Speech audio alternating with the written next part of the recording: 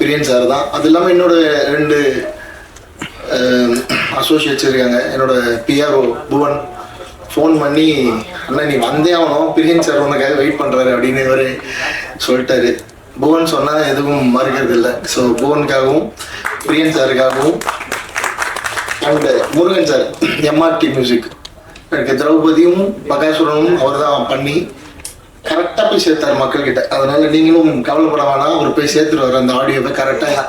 எங்கே ப்ரமோஷன் பண்ணுமோ அவங்க ப்ரமோஷன் பண்ணி அந்த பாடலை கொண்டு போய் சேர்த்துருவார். எங்களை மாதிரி மீடியம் பட்ஜெட் மூவிஸ்க்கு வந்து எம்ஆர்டி மியூசிக் வந்து ஒரு பெரிய வரம். நல்ல ப்ரைஸும் கொடுப்பாங்க, நல்ல சப்போர்ட் பண்ணுவாங்க. ஃபோன் பண்ணால் எடுப்பாங்க, பதில் சொல்லுவாங்க. தொடர்ந்து வாட்ஸ்அப் குரூப்பில் நம்ம டச்லேயே இருக்கலாம் அந்த ப்ரமோஷன் சம்மந்தமாக. மற்ற ஆடியோ கம்பெனிகளில் அது கஷ்டம், இந்த மாதிரி பட்ஜெட் படங்களுக்கு எடுக்க மாட்டாங்க ஃபோன். 2வது, ஒரு படம் எடுக்கிறது எவ்வளோ கஷ்டம் அப்படின்னு எல்லாரும் சொல்லியிருந்தாங்க. உண்மையிலே கஷ்டமான விஷயம்தான். சந்தோஷம் ஒரு க்ரௌட் ஃபண்டிங் படம், தமிழ் சினிமாவோட 2வது க்ரௌட் ஃபண்டிங் படம் ஆடியோ லான்ச் வரைக்கும் வந்திருக்கு. நிறைய பேர் ட்ரை பண்ணுறாங்க.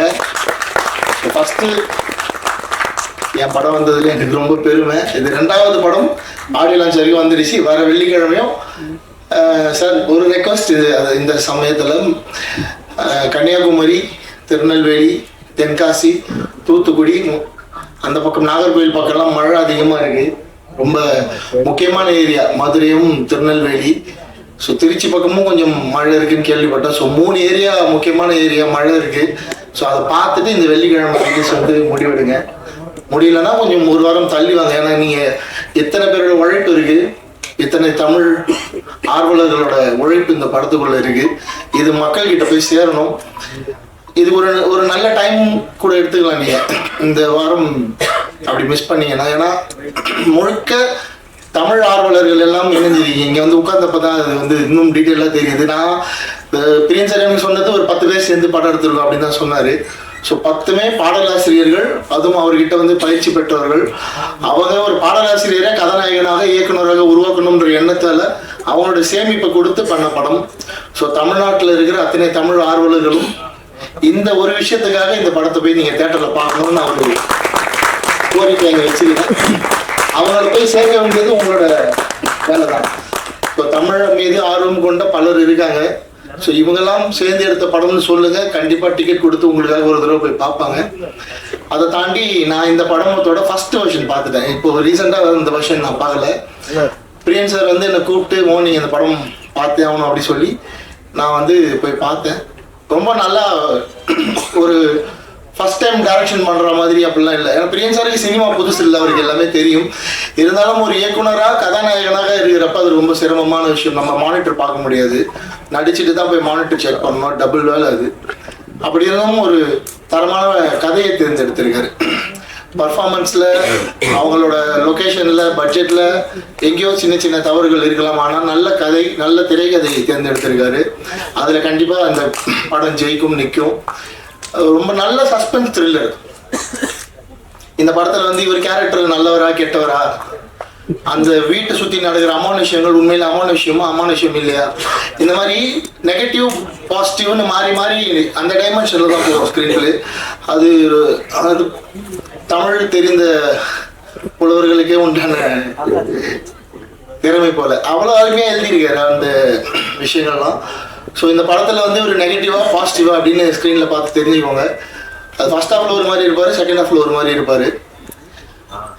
ஸோ இந்த நெகட்டிவ் பாசிட்டிவ்னு பேசுகிறப்ப இப்போது இந்த மேடையை பயன்படுத்தி இப்போ போன வாரம் வெளியே இருக்க இந்த கூசு முனுசாமி வீரப்பன்ன்ற வெப் சீரிஸ் வந்து நான் இந்த டைமில் பாராட்டினேன். ஜி ஸ்டுடியோவுக்கு ரொம்ப நன்றி. அந்த டைரக்டர் ஷரத்துக்கும் ரொம்ப நன்றி. ஒரு தரமான படைப்பை வந்து வெளியிட்டிருக்காங்க. ஸோ இவ்வளோ நாளாக கம்ப்ளீட்டாக நெகட்டிவாகவே தெரிஞ்ச வீரப்பன் அப்படின்ற ஒரு மனுஷன் இன்னைக்கு மக்கள் மத்தியில் ஓரளவுக்கு பாசிட்டிவாக போய் சேர்ந்துருக்காரு. ஆல்ரெடி வட தமிழ்நாட்டில் ஒரு ஹீரோ தான். ஆனால் இன்னைக்கு மொத்த தமிழ்நாடு முழுக்க, உலகம் முழுக்க வீரப்பனார் வந்து ஒரு ஹீரோ மாதிரி ப்ரொஜெக்ஷன் ஆகிட்டு இருக்கு. நிறைய மாற்று கருத்துக்கள் அந்த வெப் சீரிஸில் இருந்தாலும் அவர் என்ன காரணத்துக்காக அந்த வீரப்பன் அப்படின்ற அந்த அவதாரம் எடுத்தார், எந்த வயசுலேருந்து அவர் அந்த காட்டுக்குள்ளே போய் அங்கே இருக்க மக்களுக்காக சண்டை போடலாம் அப்படின்னு முடிவெடுத்தார் அப்படின்னு ரொம்ப அருமையான கண்டென்ட் அமைஞ்சிருக்கு. ஒரு சினிமா நினச்சா எவ்வளோ பெரிய நல்லவனையும் கெட்டவனை மாற்றும். உண்மையாக சொல்கிறேன், ரியல் லைஃப் இன்சிடென்ட். எவ்வளோ பெரிய நல்லவனையும் கெட்டவனாக காட்டும், எவ்வளோ பெரிய கெட்டவனையும் ஹீரோவாக மாற்றும். அது வந்து சினிமாவுக்கு அந்த பவர் இருக்குது, எழுத்துக்கு அந்த பவர் இருக்குது. ஸோ வீரப்பன் அவர்களுடைய இன்னைக்கு வரலாறு மக்கள் மத்தியில் ஒரு ஹீரோவாக மாறிட்டு இருக்காரு. இன்னும் அந்த டாக்குமெண்ட்ரி வந்து அவர் கிரிமினல், தீவிரவாதி, வில்லன், கொலைகாரன் அப்படின்னு தான் முடியுது. அதுதான் உண்மையும் கூட. பட் என்ன ரீசனுக்காக அவர் அதெல்லாம் பண்ணார், அவருக்கு எந்த கோபம் என்ன இந்த சமூகத்தின் மேலே அப்படின்றது வந்து இன்னைக்கு தான் மக்களுக்கு தெரிஞ்சிருக்கு, பல வருஷம் கழிச்சு.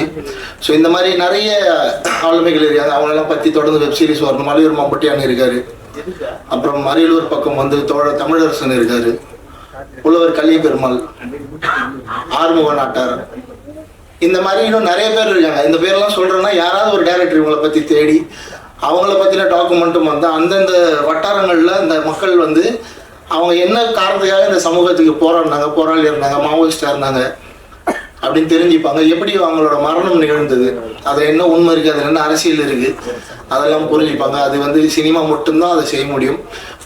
என்னதான் பத்திரிகை, மீடியா அதெல்லாம் நியூஸ் வந்தாலும் திரைச்சித்திரமாக பார்க்குறப்ப அது பெருசாக போய் மக்கள்கிட்ட ஒரு பெரிய பாதிப்பு ஏற்படுத்தும். ஸோ அந்த வகையில் அந்த கூஸ் முனுசாமி வீரப்பன் தொடரை எடுத்த அத்தனை பேருக்கு முன்னாடி மனமார்ந்த நன்றிகள் இந்த மேடையில். நெக்ஸ்ட் நம்ம திருப்பி ஆரம்பக்குள்ள வந்துடுவோம். ரொம்ப சந்தோஷமான தருணம். ஒரு அநேகமாக ஸ்நேகன் சார், பா விஜய் சாருக்கு அப்புறம் நீங்கள் ஹீரோ இருக்கீங்க இல்லையா, ஒரு பாடலாசிரியராக, வேறு யாரும் இல்லை.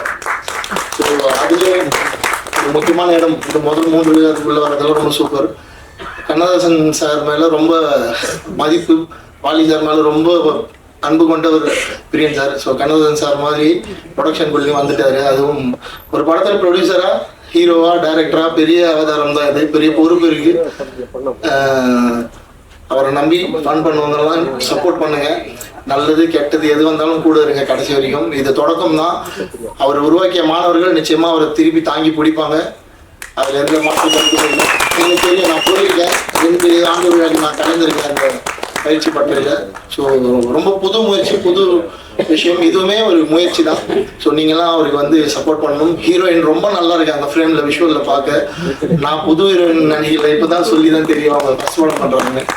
ரொம்ப நல்லா பர்ஃபார்ம் பண்ணியிருக்காங்க, சூப்பராக இருக்காங்க விஷுவலாக ஸ்க்ரீனில் பார்க்க. அண்டு படத்தை ரிலீஸ் பண்ணுறதுக்கு ஒரு மனுஷன் வந்திருக்காரு. அது இந்த காலகட்டத்தில் அதுக்கே தனியாக நீங்கள் அவருக்கு ஒரு கைத்தட்டல் கொடுக்கலாம். நிஜமாவே ஒரு பெரிய விஷயம் அது. ஒரு கம்பெனி ஒரு படத்தை வந்து நாங்கள் ரிலீஸ் பண்ணுறோம் இந்த சிச்சுவேஷனில், ரொம்ப பெரிய விஷயம் அது. ஸோ அவருக்காக தான் நான் அதை சொன்னேன். இந்த வெள்ளிக்கிழமை தப்பாக எதுவும் எடுத்துக்க வேண்டாம். மழை நேரத்தில் ரிலீஸ் பண்ணால் அந்த ஒரு ஏரியாலேருந்து வர ஒரு 10 லட்சம் மிஸ் ஆனால் கூட 3 ஏரியாலேருந்து நமக்கு 30 லட்சம் ரூபாய் அடிவாங்க. ஸோ அவரோட சைட்லேருந்து தான் நான் அதை சொன்னேன். ஸோ நல்லது கெட்டதெல்லாம் நீங்கள் அதை யோசித்து நல்ல முடிவு எடுங்க.